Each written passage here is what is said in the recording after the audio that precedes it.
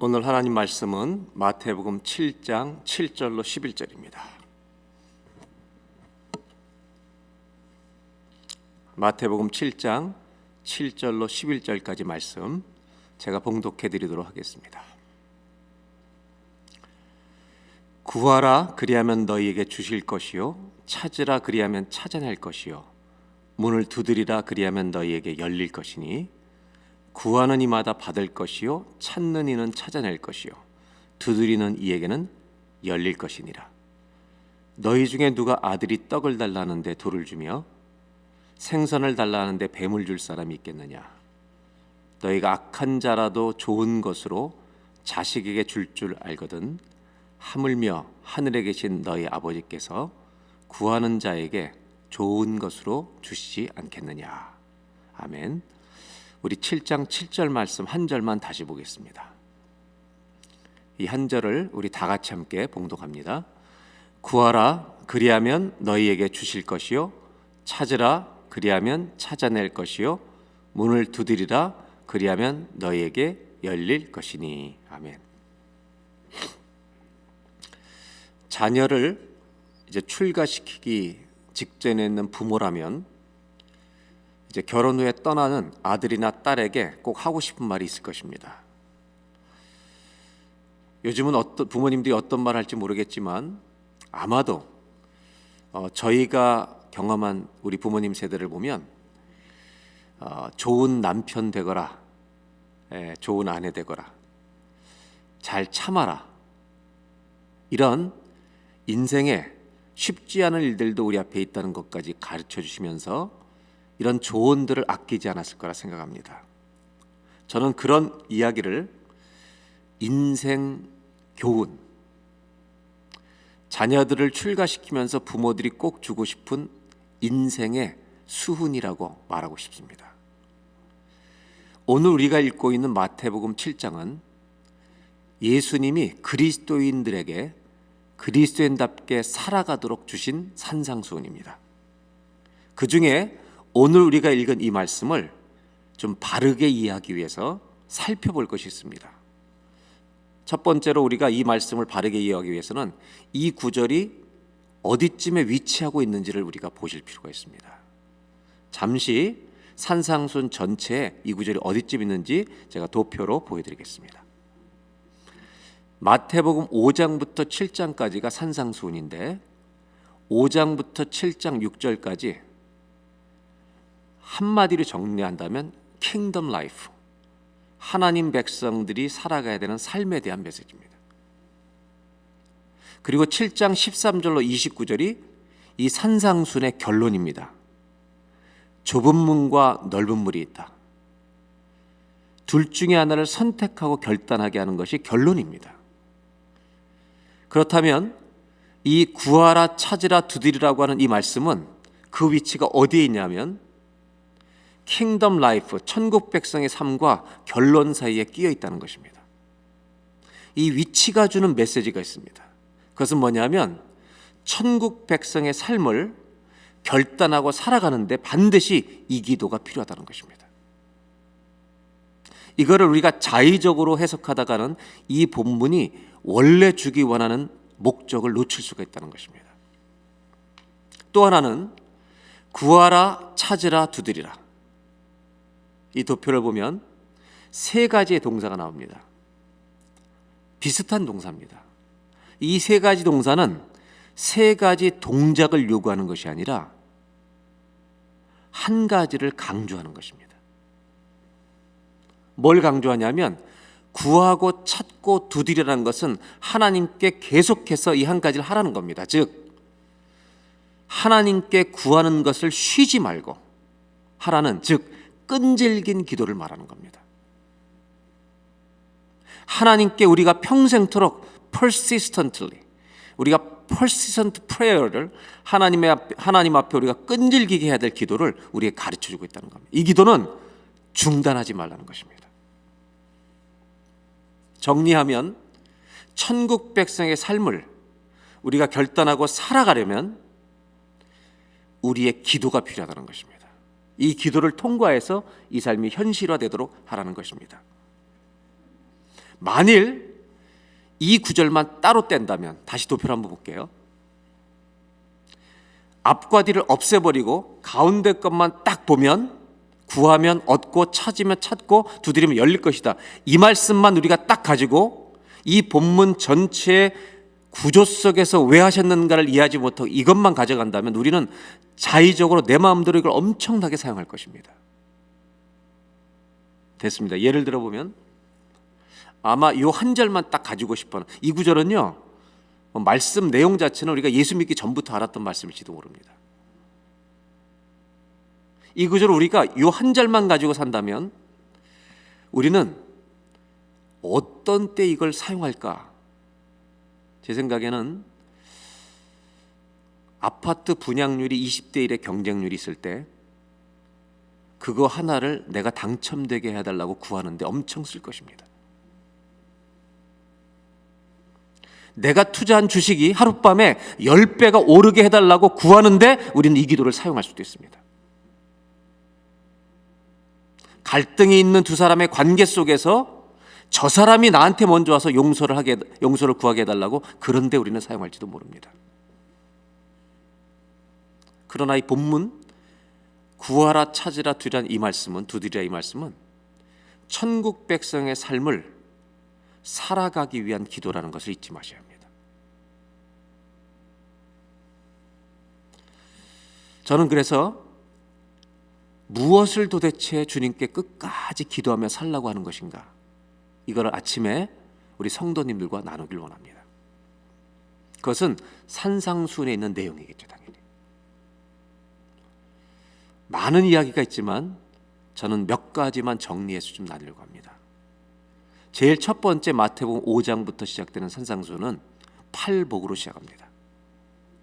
마음이 가난한 자는 복이 있나니, 우리가 다 아는 애통하는 자는 복이 있나니, 온유한 자는 복이 있나니, 화평케 하는 자는 복이 있나니, 이런 말씀드립니다.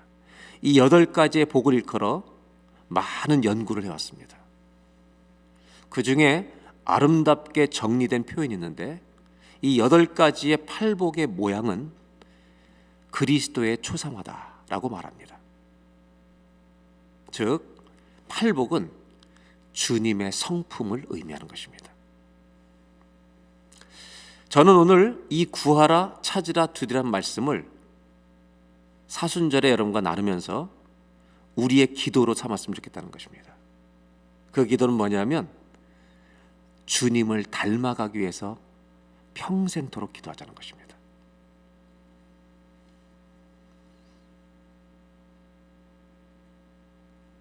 교우 여러분, 신앙의 길은 주님을 닮아가는 길이 아닙니까? 완벽함을 말씀하는 것은 아닙니다. 주님을 닮아가는 길에 오늘도 우리가 서 있자는 것입니다. 그것은 구하라 찾으라 두드리라고 3번이나 강조해서 예수님이 말씀하실 만큼 우리가 포기하고 싶은 기도입니다. 너무나도 쉽게 포기할 수 있는 기도입니다. 아유, 안 돼, 그냥 내 멋대로 살아야지, 이렇게 돌아갈 수 있는 우리 자아들이기 때문에 이렇게 말씀하십니다. 예수님은 씨 뿌리는 자의 비유에서 이걸 이렇게 표현하십니다. 씨가 여러 밭에 떨어지는데 돌짝밭에 떨어진 씨는요, 잠시 기쁨이 있습니다. 기쁨이 있어 내가 이렇게 살아야지 라는 마음이 생긴다는 겁니다. 근데 뿌리를 내리지 못합니다. 새가 와서 쪼아 먹습니다. 결국 안 되는 걸 알고 낙심하는 것은 너무나도 당연합니다. 이렇게 낙심하기 쉬운 돌짝밭 같은 우리들에게, 이런 마음을 가진 우리들에게 구하고 찾고 두드리는 일을 멈추지 말라고 하시는 겁니다. 왜냐하면 그 기도의 과정을 통해 저와 여러분들의 마음이 옥토로 바뀌어서 이 말씀이 뿌리를 내리고 30배, 60배, 100배 열매 맺는 삶이 나타날 것이기 때문입니다. AD 500년경에 세워진 성 베네딕트 수도원이 있습니다. 기독교 영성 공동체였죠. 지금부터 1500년 전의 이야기입니다. 그 베네딕토 수도원은 지금까지 이어져 오고 있지만 500년대 처음 세워진 이 수도원에 전통이 있습니다. 하나님께 자기 인생을 바치기로 결정하고 수도원에 들어오게 되면 절차를 거쳐서 받아들이게 됩니다. 주님을 따르기로 헌신한 사람들입니다. 그리고 그 수도원에서 입는 옷을 그 사람에게 내어줍니다. 그리고 그 사람이 묵고 있는 방에 자기가 입고 왔던 옷을 1년 동안 그대로 내버려 둡니다. 1년 동안 내버려 두는 이유는 언제든지 원하지 않으면 돌아가라는 것입니다. 그 옷을 입고 다시 내려가라는 것입니다. 그리고 만 1년이 지나면 이 수도회에서 그 옷을 가져갑니다. 그 이유는 이 사람이 이제 세상으로 돌아가지 않고 수도원에서 자기의 인생을 평생 바칠 사람으로 인정하는 것입니다. 예수님을 믿는다는 것은 우리 모두가 그리스도로 옷을 입은 사람들이라는 것입니다. 우리는 그리스도의 보혈로 의로 옷을 입은 사람들입니다. 그렇다면 우리는 오늘 어디쯤 있는지를 돌아봐야 할 것입니다. 아직도 주님을 닮아갈 것인가를 고민하고 있는 중인가? 여전히 세상으로 돌아갈 생각을 하고 있는 중인가? 나는 안 된다고 계속 낙심하고 있는 중인가? 아니면 그리스도의 옷을 입은 자로 나는 주님을 닮기로 평생 방향을 결정하고 가고 있는가? 신앙의 길은 다시 말씀드리지만 자기식으로 생각할 것이 아니라 주님을 닮아가는 여정입니다.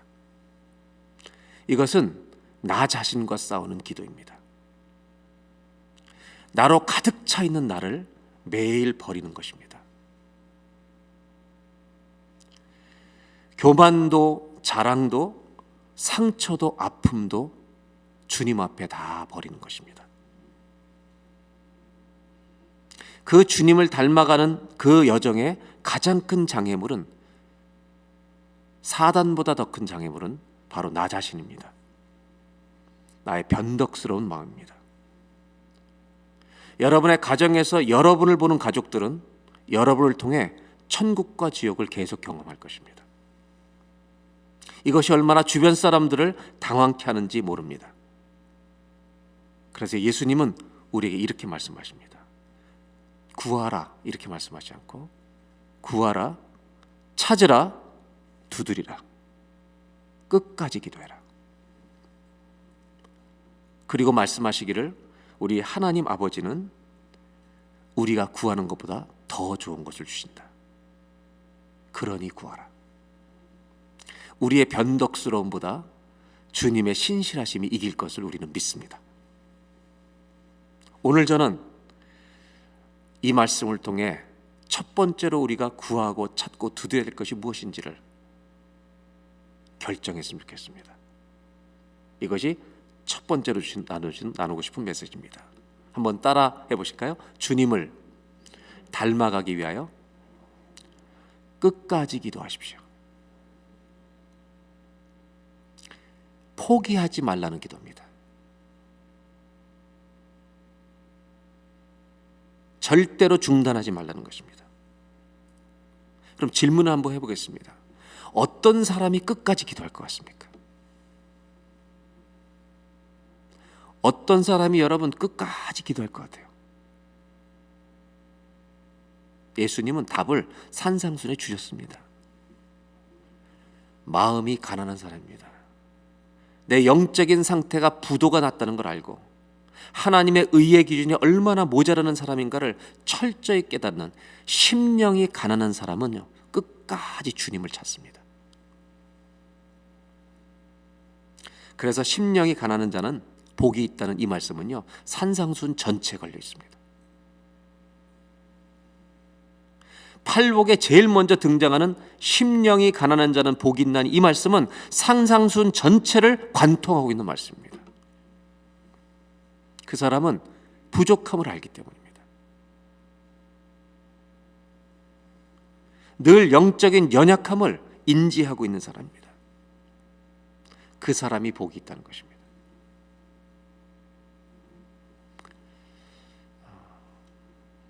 저는 목회하면서 성도님들을 통해 굉장히 많은 걸 많이 배웠습니다.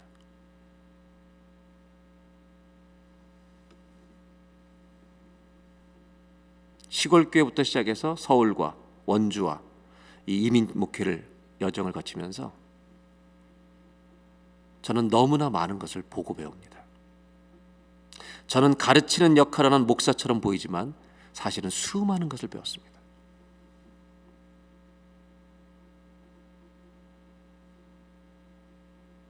어떤 교인을 보면 눈물을 흘리면서 배워야 했습니다.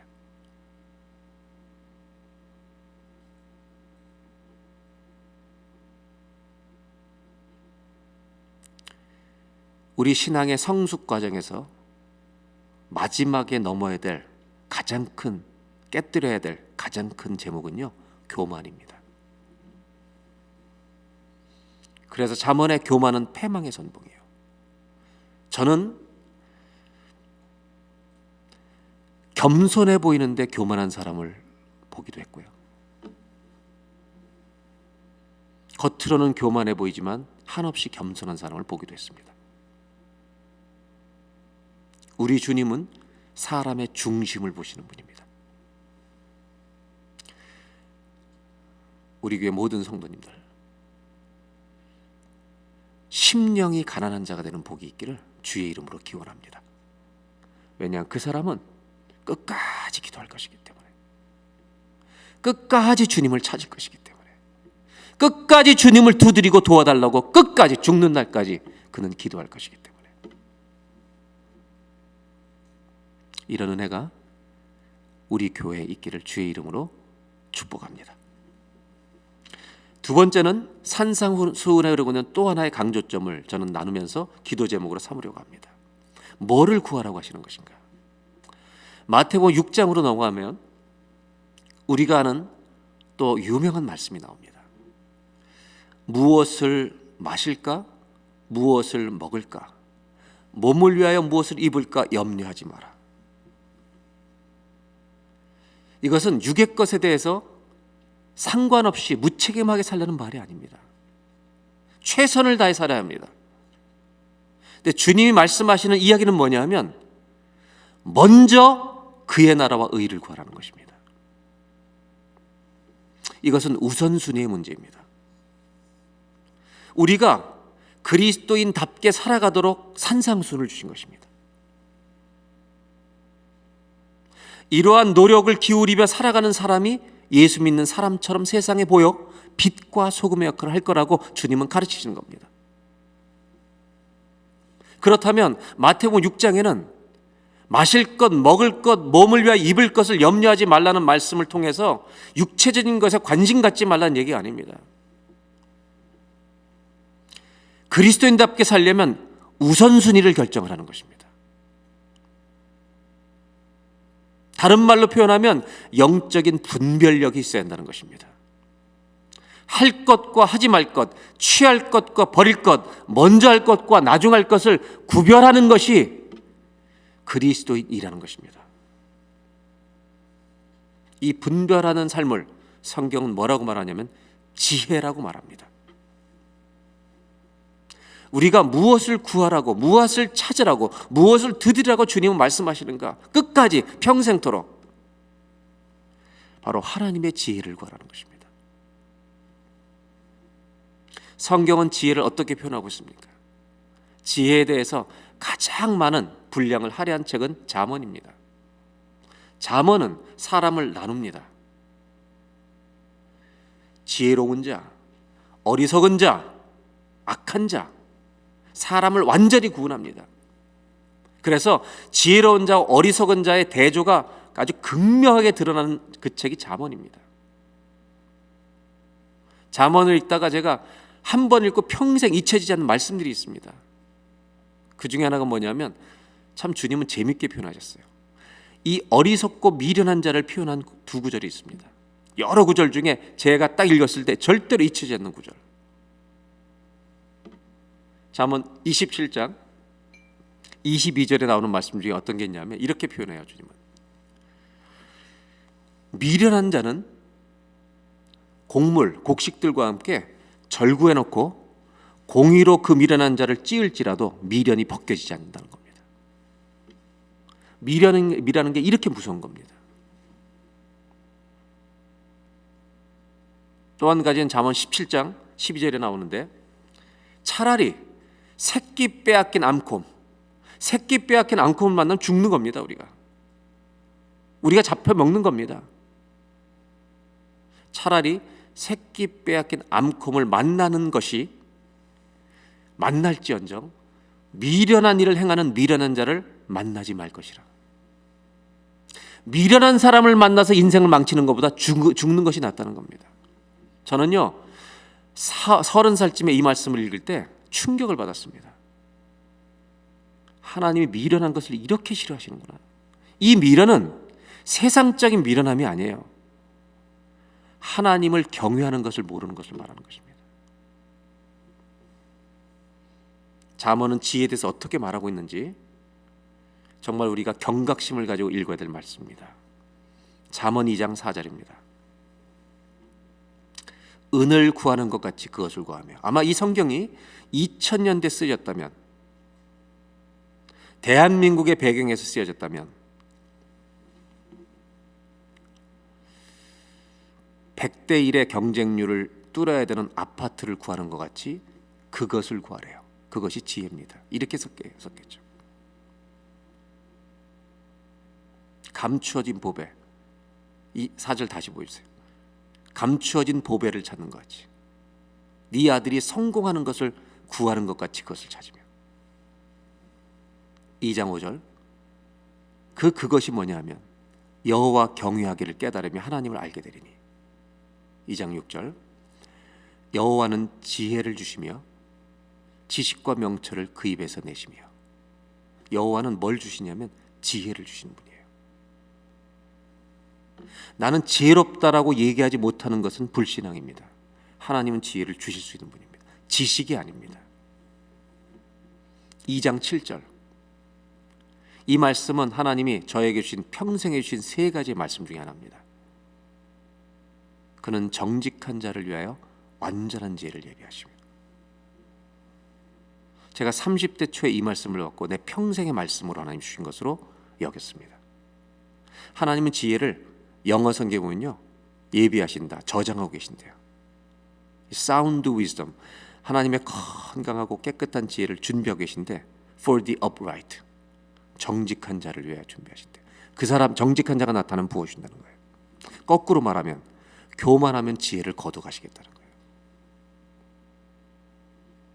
잠언 3장 13절 성경은 지혜를 얻은 자가 복이 있다고 말합니다. 14절 이는 지혜를 얻는 것이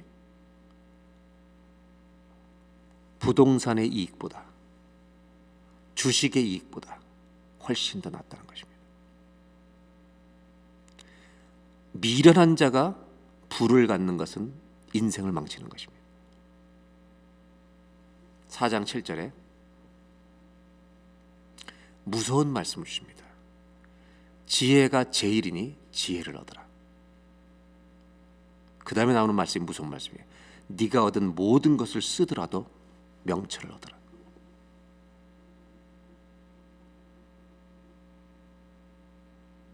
이 분별력을 가지고 사는 사람을 그리스도인답게 주님은 하는 것으로 보신다는 겁니다. 잠언 9장 10절 이 지혜의 근본이 뭐냐? 여호와를 경외하는 것이 지혜의 근본이라는 것입니다. 그분을 아는 것이 명철입니다. 여러분, 지혜의 뿌리는 주님을 경외하는 생각입니다. 마음이에요. 거기서 모든 지혜가 나오는 것입니다. 잠언 13장 20절 굉장히 중요한 구절입니다. 지혜로운 자와 동행하면 지혜를 얻고 미련한 자와 사귀면 해를 받느니라. 지혜는 하나님을 경외하는 마음에서 출발합니다. 그래서 이 지혜라는 단어는요, 믿음과 순종, 이 두 가지와 하나가 되는 겁니다. 순종이 믿음에 포함해 있는 것처럼 지혜는요, 믿음과 거의 같은 말입니다. 지혜는 하나님을 경외하는 것이기 때문에 아는 영역에 머무는 것이 아니라 살아가는 능력입니다. 다시 말하면 지식은 아는 것이지만 지혜는 사는 것입니다.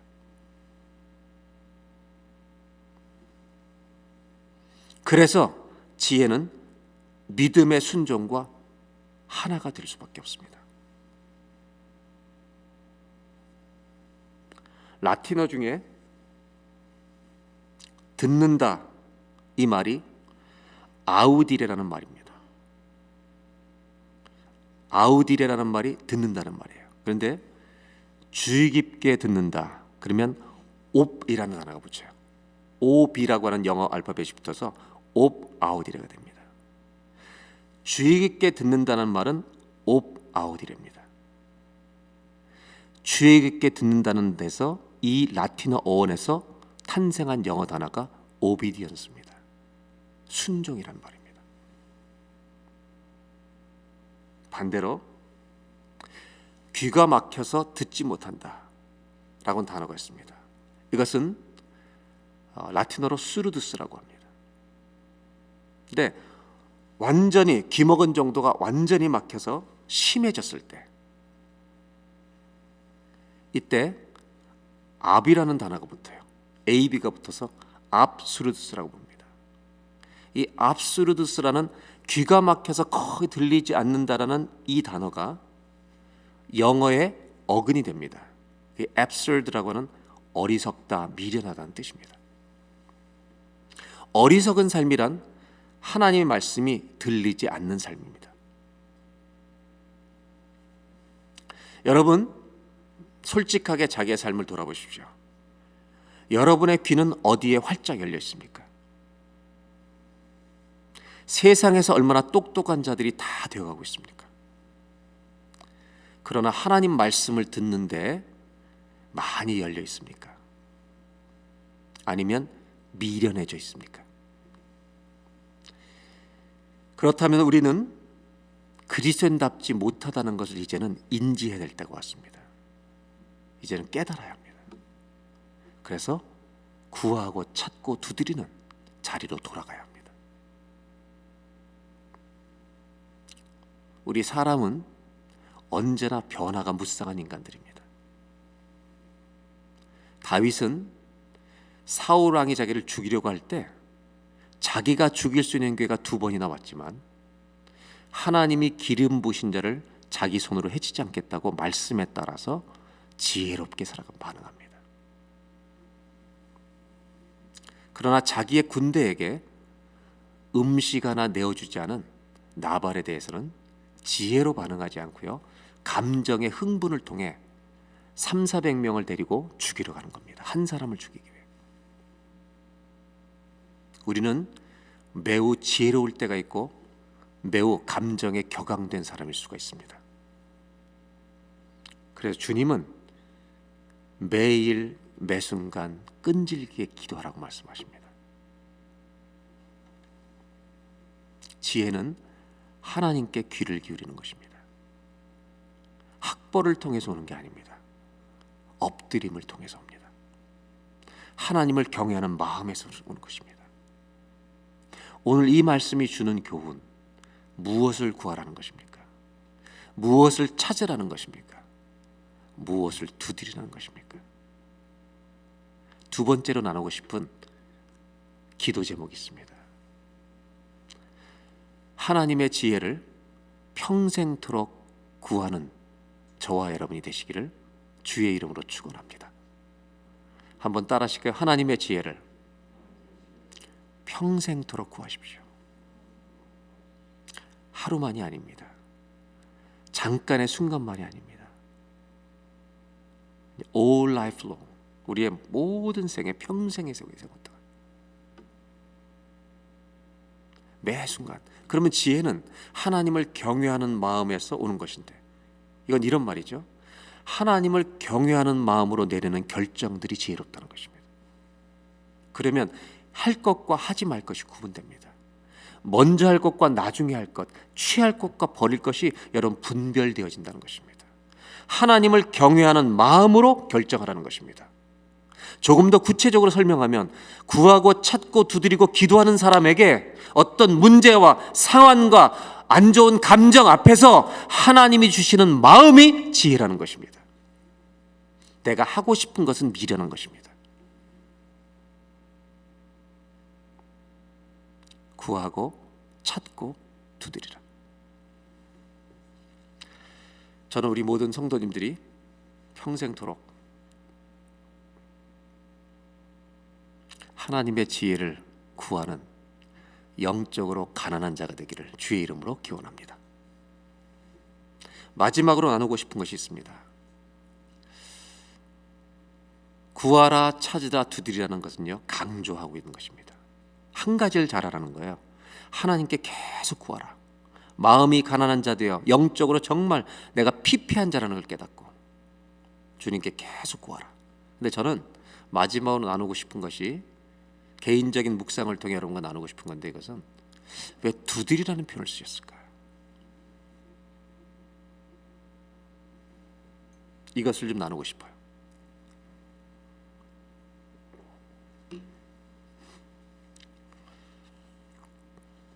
구하는 자는 얻을 것이고 찾는 자는 찾을 것이고요, 두드린 자에게는 열릴 것이다. 여러분 한번 질문해 볼게요. 가정에 있는 분들도 한번 대답을 해보세요. 자기가 스스로. 두드린다는 동사가 우리에게 상상하고 상상하게 하는 그림은 뭔가요? 두드린다, 뭐가 생각이 나요? 그냥 우리 찬양팀이 대답해야 될 것 같아요. 예. 뭐가 생각나요? 두드려요. 뭐가 생각나요? 문. 예, 예수님이 결론에 가셔서 좁은 문, 넓은 문 얘기를 하셨잖아요. 이 좁은 문과도 관계가 있어요.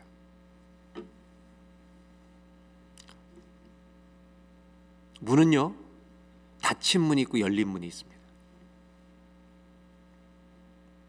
조금 더 심하게 얘기하면 절대 안 열리는 문이 있고 활짝 열려져 있는 문이 있습니다. 우리들은 때로 절대 안 열리는 문을 마구 두드립니다. 아주 무식하게 두드립니다.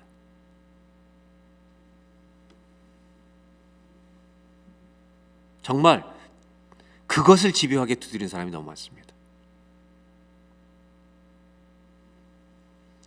주님은 좁은 문을 두드리라고 말씀하십니다. 이 말은 하나님이 우리가 가기 원하는, 하나님이 두드리기 원하는 문이 따로 있다는 것입니다. 예수님이 마태복음 6장에 마실 것, 먹을 것, 입을 것 염려하지 말라고 말씀하시면서 덧붙이신 말씀이 있습니다. 마태복음 6장 31절 32절에 뭐라고 덧붙이냐면, 하늘 아버지께서 이 모든 것이 너희에게 있어야 할 줄을 아신다. 믿음으로 열심히 살면 하나님이 공급해 주시는 거다.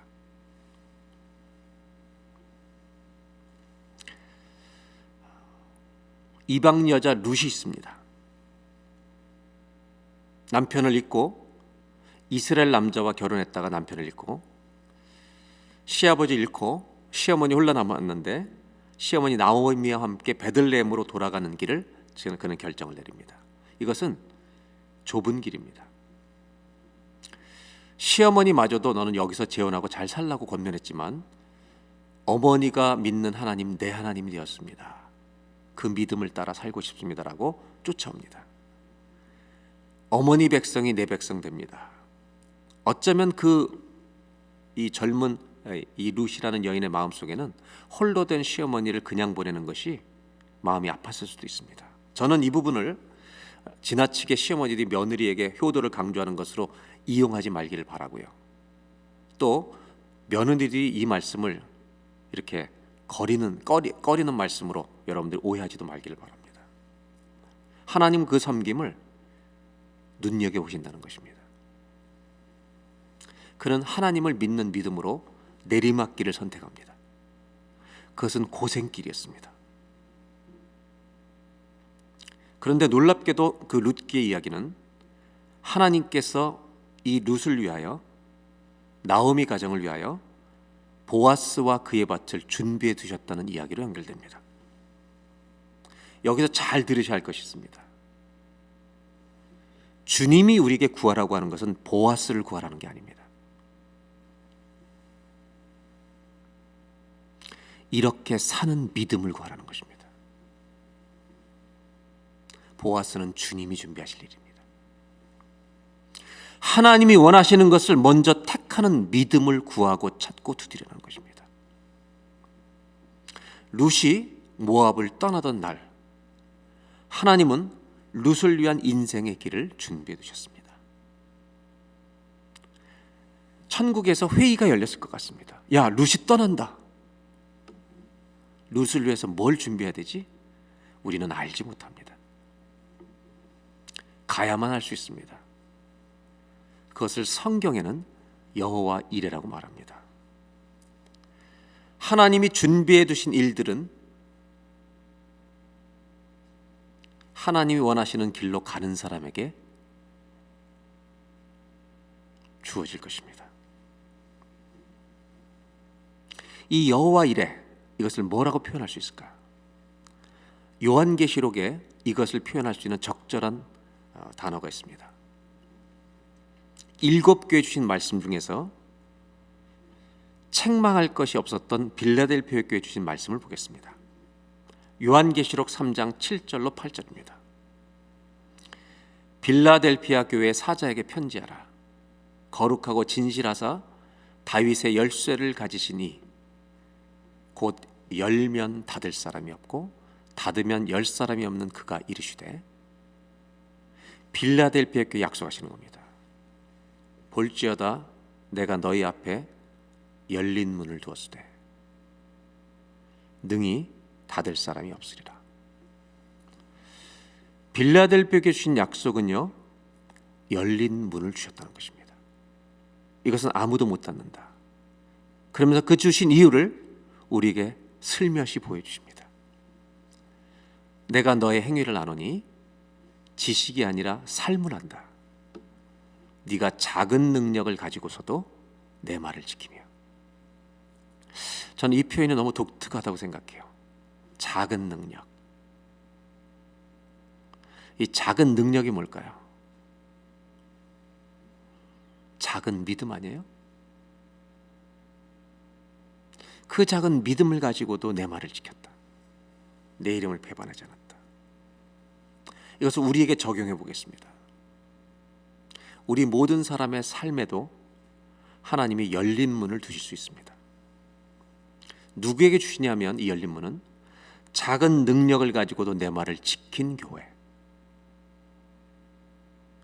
믿음이 작아 보이지만 그 말씀을 지켜낸 사람들, 지켜가는 사람들. 이 작은 능력, 작은 믿음을 저는 이렇게 표현하는 것이 옳다고 생각합니다. 아니, 의미 있다고 생각합니다. 완벽함이 아닙니다. 쓰러질 수 있는 사람들입니다. 그런데 주님을 의지하려는 진실한 믿음을 말하는 것입니다. 주님이 주신 열린 문, 여호와 이레는 열린 문입니다. 이 문은 우리가 강제로 열려고 하는 문이 아닙니다. 하나님이 닫으신 것을 수백 번 두드리는 문이 아닙니다. 하나님이 가면 열어주신 문입니다. 요한계시록에 열린 문이 있다고 말합니다.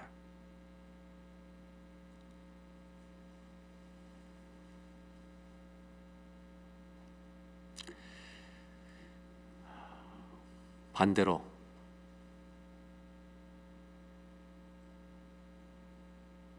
그 길을 가지 못하는 사람들에게 예수님이 오셔서 우리 문을 두드리실 것입니다. 이것이 라오디게아 교회입니다. 볼지어다 내가 문 밖에서 너를 두드린다. 본문으로 돌아오면 하나님이 여시면 닫을 자가 없고 닫으시면 열 자가 없다는 문이 있습니다. 그런데 빌라델피아 교회는 열린 문을 주셨다고 말합니다.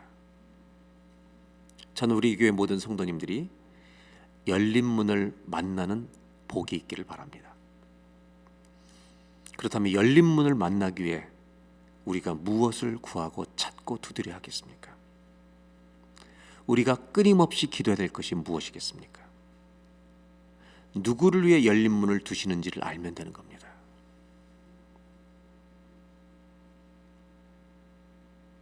열린 문을 달라고 구하지 마십시오. 보아스를 달라고 구하지 마십시오. 룻이 선택했던 그 선택을 구하십시오. 오늘 마지막으로 나누고 싶은 결론입니다. 한번 따라하실까요? 작을지라도 진실한 믿음을 구하십시오.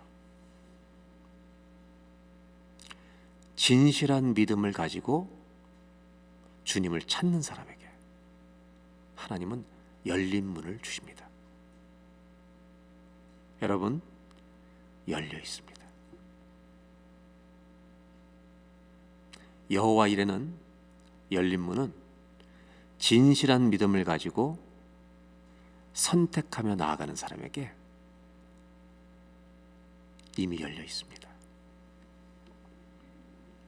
오늘 예수님이 가르쳐준 이 세 가지 기도가 자기 마음대로 사용하는 기도가 되지 말고 제일 먼저 산상순의 말씀을 우리에게 이루어지도록 구하는 끈질긴 기도, 포기하지 않는 기도, 내 평생의 기도가 되시기를 예수 그리스도의 이름으로 축원합니다.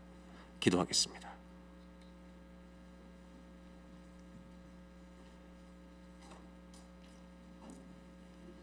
이 시간 우리 다 같이 기도할 때 신앙의 길은 우리 주님을 닮아가는 길입니다.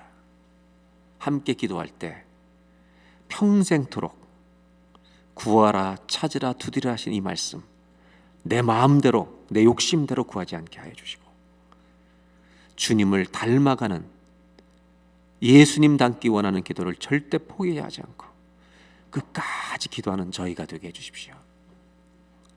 하나님의 지혜를 구하는 저희가 되게 하여 주십시오. 그리고 작을지라도 진실한 믿음을 구하는 저희가 되게 하여 주십시오. 그래서 오늘도 그리스도인답게 살아가는 저희가 되기를 소원합니다. 우리 다 같이 잠시 진실하게 주님 앞에 기도하겠습니다. 하나님 아버지, 주님,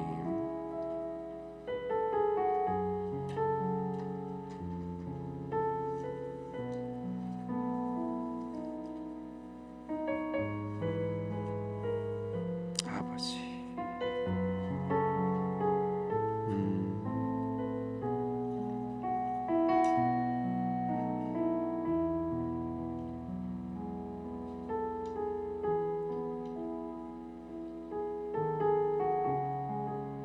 주님,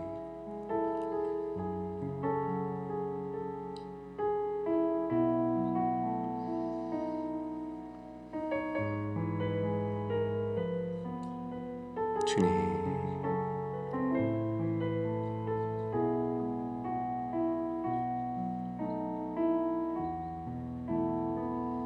하나님 아버지, 예수님께서 산상수훈 가운데 우리에게 주신 말씀 구하라 찾으라 두드리라 포기하지 말고 계속 지속적으로 기도하라는 이 말씀 무엇을 위하여 기도하라고 말씀하시는지 깨닫는 저희들이 되게 해주시기를 소원합니다. 이 기도를 우리의 욕심을 위하여 함부로 사용하지 않게 해주시고 주님 닮아가는 데 사용하는 평생의 기도가 되게 해주시고 매 순간마다 하나님의 지혜를 구하는 데 사용하는 겸손한 기도가 되게 하여 주시고 작더라도 진실한 믿음으로 열린 문을 만나는 하나님 정직한 기도가 되게 하여 주옵소서. 예수님의 이름으로 기도하옵나이다.